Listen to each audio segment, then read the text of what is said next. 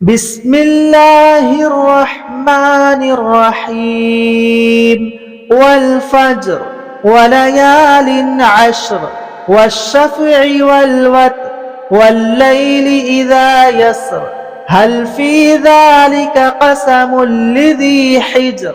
ألم تر كيف فعل ربك بعاد إرم ذات العماد التي لم يخلق مثلها في البلاد وثمود الذين جابوا الصخر بالواد وفرعون ذي الأوتاد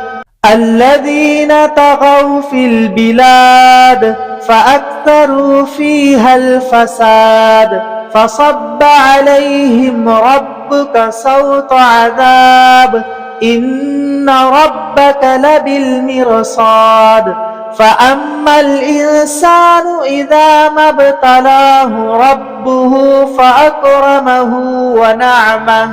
فيقول ربي أكرمن وأما إذا ما ابتلاه فقدر عليه رزقه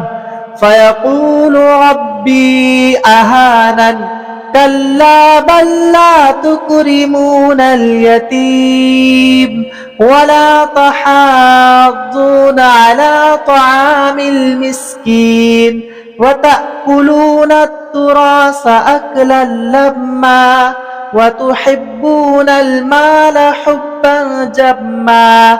كلا إذا دكت الأرض دكا دكا وجاء ربك والملك صفا صفا وجيء يومئذ بجهنم يومئذ يتذكر الإنسان وأنى له الذكرى يقول يا ليتني قدمت لحياتي فيومئذ لا يعذب عذابه أحد ولا يوثق وثاقه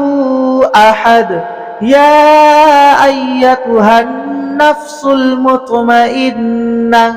ارجعي إلى ربك راضية مرضية فادخلي في عبادي وادخلي جنتي.